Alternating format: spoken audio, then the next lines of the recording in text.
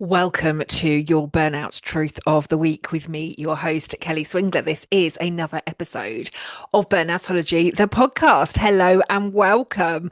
This is our weekly dose of Burnout Truth. And today we are talking about Burnout Truth 21 out of 200 truths. 200 truths to help you live, lead and better, hopefully without burnout. So yeah, today is Burnout Truth number 21. This is about wellness washed. This is called wellness washed.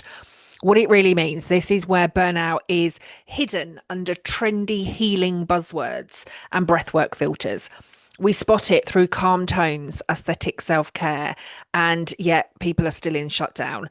And if you can't feel under the filter, then it's not working. That is why this matters. If you can't feel under the filter, then it's not working.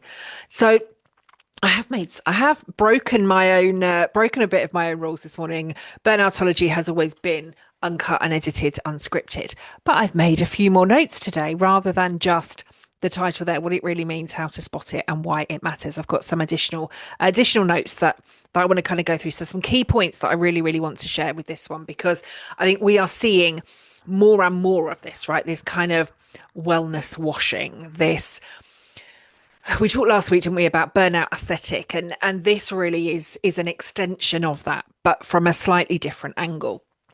Because actually, if burnout was always obvious, if it was always a big crash, if it was always somebody at just really, really high levels of stress, and then they just kind of fell off the curve. Now, I talk about this a lot in the Burnout Academy, right? We have a burnout scale. But the way in which we go into burnout can look very different for all of us. But there are some common themes. There is some common language. There's some common behaviors. There's some common thoughts. But for a lot of us, it is a very personal experience. The way in which we need to prevent burnout is very personal. The way in which we need to recover from burnout is very personal. There is no one size fits all to any of this stuff. So if burnout were always obvious, we would not be here. But one of the most dangerous forms of burnout that I see, again, if I think back, this was very probably me in the run up to my second burnout. Not so much my first, but definitely my second. And it is this, that burnout doesn't always look chaotic or emotional or messy. It's not always staring you right in the face. Sometimes it can look really calm. It can look regulated. It can look like somebody who has done the breath work and bought the supplements and is doing the daily self-care. And yet inside, that person is quietly shutting down. And again, if you're a regular listener and you've been here for a while, you will know that after my first burnout, I suppose curated, did both, a list of self-care habits that I would do every single day. I had reached this first burnout, not knowing it was burnout until I started to come through the other side. 2 doctors had told me I ended up having to have 2 operations in 48 hours as a result of that first burnout. And both of the consultants, when I went for my follow-up appointments, both mentioned this word called burnout to me. And I thought, you don't know what you're talking about. And yeah, as I set up my own business. Now, I will still say to this day that at the time, what was going through my head, and this reminds me of, if you watched Apple Cider Vinegar on Netflix, the story about, what's her name, Belle Gibson. And they say at the start of every episode, don't they, this is a true story based on a lie.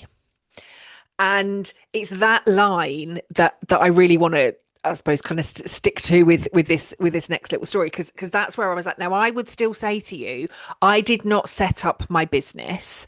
I did not start my consultancy in 2014 because of burnout.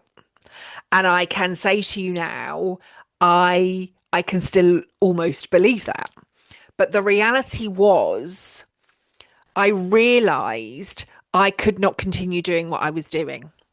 Would I, with the right support, if I had a me doing what I do now, if I had a me to help me through that, then would I have stayed in my in-house career? Would I have continued to grow? Would I have, I suppose, it sounds so crap to say, doesn't it? Right. But I thought by the time I got to 40, I'd be like global HR director. And then I thought, well, I'll go into a CEO role, right? I'll be CEO by the time I'm 50, and I'll be living this life and doing all of this stuff. And actually, I was then 32 and being like, I'm not made for this place. I'm not made for this space. I now need to go and do it on my own. I started my own business. Was that, I'm never going to know I'm never going to know the truth to this now, but at the time I wholly believed, because I didn't know that I'd been at burnout at the time. I didn't realize that I'd been at burnout at the time. And I would still say to you now, oh, no, that wasn't the reason that I started my business. And that was a belief, right? That was my truth at the time. My truth was I started my organization. I started my consultancy in 2014 because I realized I could create more change from the outside than I could from the inside. And there is still a huge part of me that wholeheartedly, fundamentally believes that. And there is another part of me that thinks, well, that's crap. It's because you were at burnout, your entire body, your nervous system, your body, your mind, your thinking, your values, everything said, this is not a safe space for me anymore. And so then you went to do it on your own. And you pushed and you moved and you continue to climb and climb and climb and climb, because that's just part of who I am and how I work and what I do. I was speaking to my therapist. This was a few months before Christmas. And I remember saying to her, like, what if I just became a yoga teacher? And what if I just stopped? She said, but Kelly, you'd still be like yoga with Adrienne, right? Because whatever you do, you want to take it big and you want to take it bold. And you're like, that's just an innate part of who you are and what you do. And she's absolutely right, right? Whatever I do will be big. Whatever I do will be world-changing, life-changing, all of that stuff. But as I started to settle into my business in 2014, I got the phone call that changed my entire life, right? I got the phone call to tell me that my replacement had died in her room whilst away on a leadership residential on her own. And that was why are we allowing this to happen? How are we allowing this to happen? What needs to change? And I was an HR director at the time. I reached out to the CIPD to say, what are you doing to help support HR? I've become really seriously ill. My replacement's died. Now, when I received the phone call to tell me that Alison had died, 2 days later, I received another phone call to tell me that I'd become the fourth HR director to become really seriously ill in that organisation. So I'm the fourth that's become really seriously ill as a result of burnout. Alison has not come home after a leadership residential. Like, what the hell is going on within this organisation, but also what's going on within the sector? And I had reached out to the CIPD at the time to say, what are you doing to help support HR professionals? And their response was, contact your EAP. Now, if you don't know what an EAP is, that is your employee assistance provider, right? Ordinarily, like lots of organizations will pay for these. You get counseling or support. You might get some medical support. You might get some mental health support. But in effect, it's like free counseling. And that was their response. This is seemingly the body membership organization that takes care of HR, which is crap. If you want to see me rant about that, you can maybe have a look at some of my old YouTube videos. But when they said that to me, really that kick-started where I am now. Because I thought that's not good enough. Now, at the time, I wasn't doing burnout in the big sense that I'm doing it now, but I was thinking I need to save HR from burnout. And so I began to study and train in and learn as much as I possibly could about stress. Didn't really even think about this burnout thing at the time, but I thought, actually, if the doctors have told me this is stress, and that's where Alison is, and 4 of us have become seriously ill, what do we need to be doing? So I started to go down the kind of, I suppose, the well-being route, right? How do we keep ourselves calm and happy and healthy and high performing? And I was already a qualified coach, but I thought there's got to be something more in coaching. And I studied and trained in and qualified as a hypnotherapist. I studied and qualified as a psychotherapist. I was understanding more about the body and the brain. And I had lots of questions, right? If this was stress, how had I started to develop gut issues? Why was I so exhausted? What was going on with my body? Where was this tension coming from? And so I started to join the dots. So I started with hypnotherapy, psychotherapy. I was doing stuff with yoga and understanding the body more and the nervous system and our energy bodies and Reiki. And I was like doing everything that I possibly could, understanding how meditation helps us, how mindfulness helps us, how breath work and breathing can help us. When I did my fire walking certification, and then the holotropic breath work, actually what was going on within our body at that time, how could we get our brains into a point that allow us to literally, walk across hot coals and it feel energizing, right? What's happening within the workplace? Do some of us literally feel like we have to get ourselves into that state? So I learned about this thing called noom, right? And noom is when we get our energy into a particular state and we literally think we could do anything, right? So we raise our energy to a point where we can walk across hot coals. So what's going on with our body and our brain with that? So I started to join all of these dots. But what I kept coming back to was like prevention, right? These ways of well-being. So as if we stay hydrated, if we eat the right foods, if we get enough sleep, if we spend enough time outside every day, if we meditate, if we do our breath work, if we, stay present, if we do gratitude thinking or journaling, if we do journaling, if we, all of this stuff. And so I had like created, I suppose, a lifestyle, a list, a habit, a behavior, all of the things that I had to do every day. I had to drink a certain amount of water. I had to get a certain amount of sleep. I'd be in bed at a certain time and I'd be doing my Reiki and my meditation and my journaling before I settled down. So many nights a week, I'd then add a salt bath into that. So I'd be going up to bed super early. I'd be having a salt bath. I'd be doing my Reiki. I'd be doing my meditation. I'd be doing my journaling. In the mornings, I'd be doing my gratitude journaling. I had a jar that was on the shelf in the dining room of my house. And within that jar, I would put in it every single day slips of paper for all of the things that I'd be grateful for. And every day I'd be filling that little jar with gratitude, that, things that I was grateful for. I would ensure that I was getting my step count up. I was doing a certain amount of yoga. I was walking the dog. I was eating a certain amount of protein and a certain amount of vegetables. And I changed my entire diet. And I was on certain supplements. And then throughout the day, I'd be doing breathing techniques. I had alarms on my phone that were, I must now do my breathing. I must stay present. I must do the, and if you've seen it on paper, you thought, God, she's healthy. I see this, what's that guy's name? Brian, whatever it is, that's like trying to age backwards, right? All of that, and that's literally become his full-time job, right? Aging backwards, taking care of his body has become his full-time job, life, focus, everything. It's all encompassing. And I thought at the time, genuinely thought that everything that I was doing was helpful. I thought that everything I was doing was right. I thought that everything I was doing was helping me to be happy, healthy, and high performing. And then I ended up in Burnout II. And nobody, especially not me, but I think you could probably say my coaches and my leaders, my managers, probably in the lead up to Burnout number 1, you'd probably think, yeah, probably, kind of saw that one coming. But nobody saw number 2.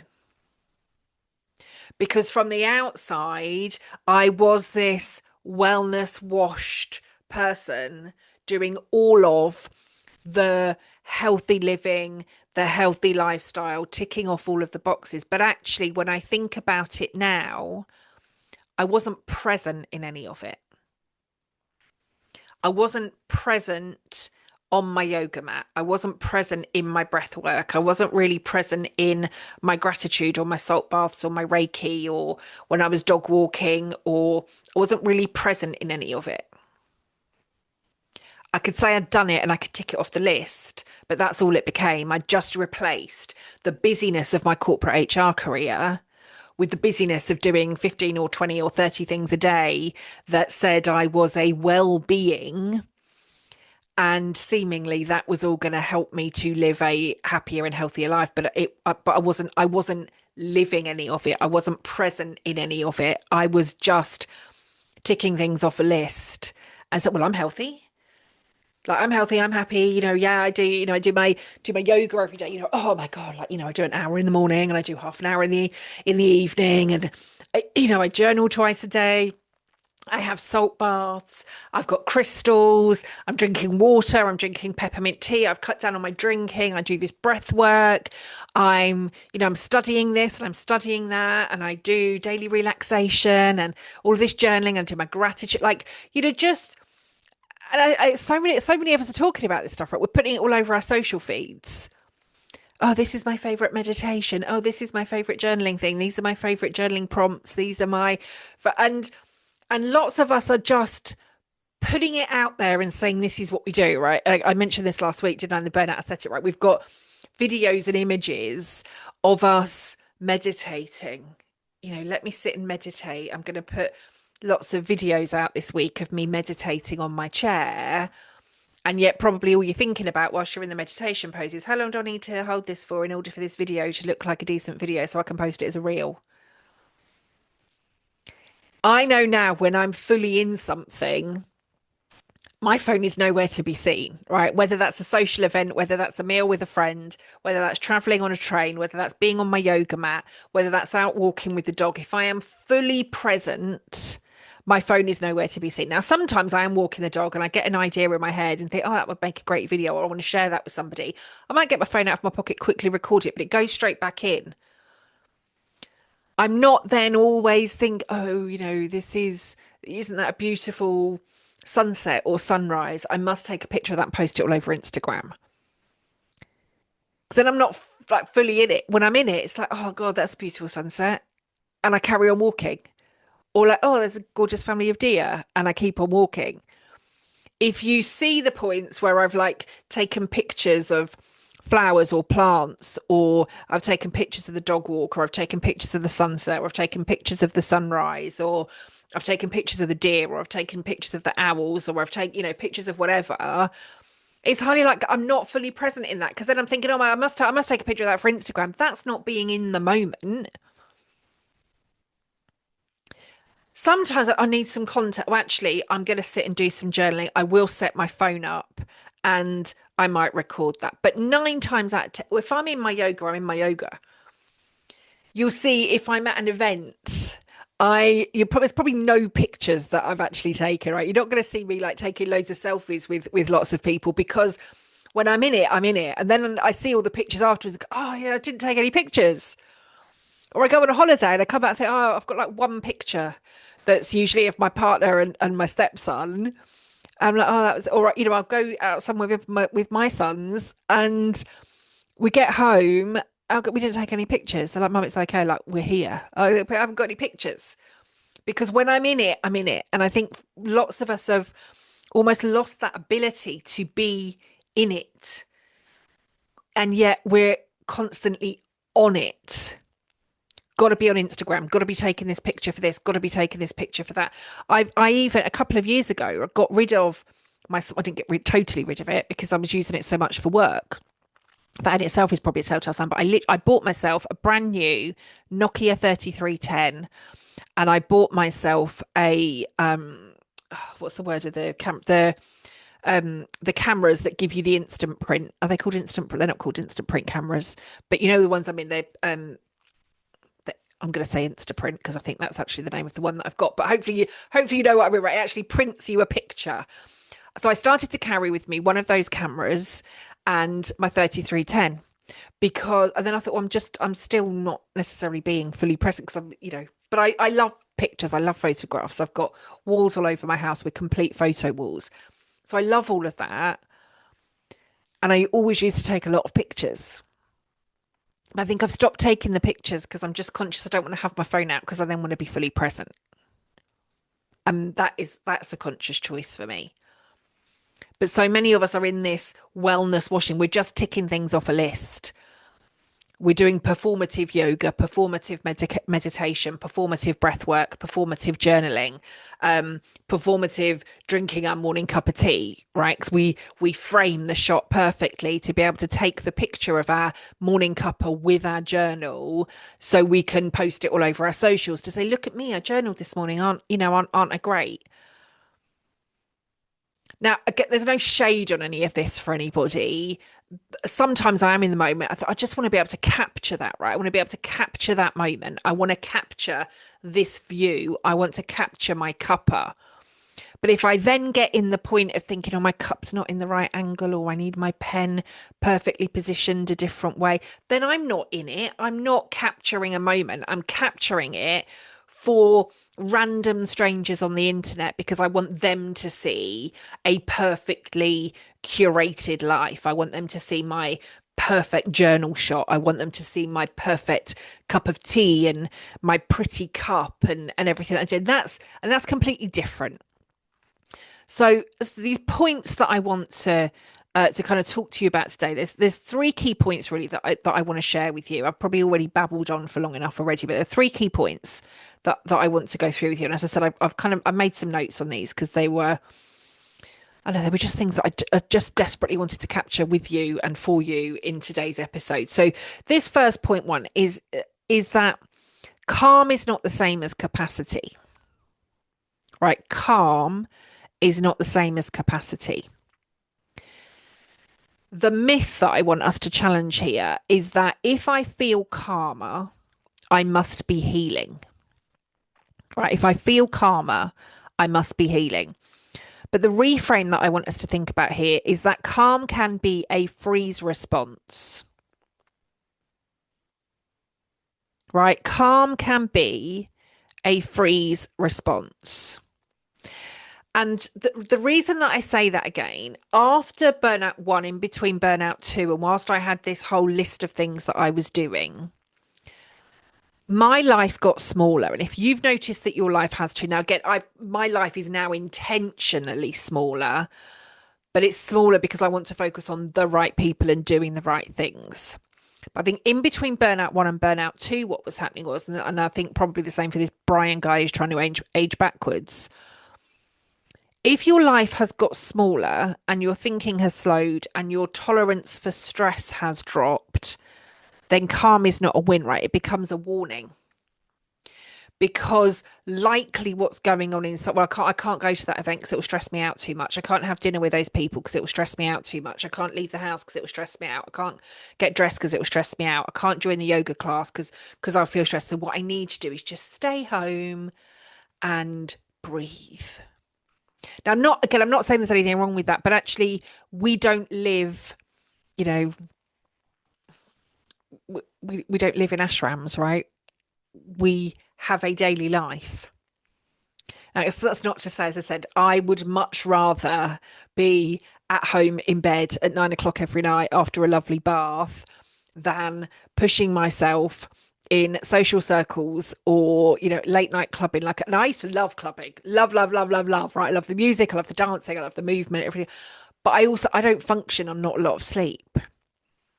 So again, I'm conscious. If I am doing a late night in London with people, it needs to be a really bloody good night in order for me to know that I'm going to be knackered the following day. Right? I need to know that it's going to be worth the sacrifice of me losing hours worth of sleep.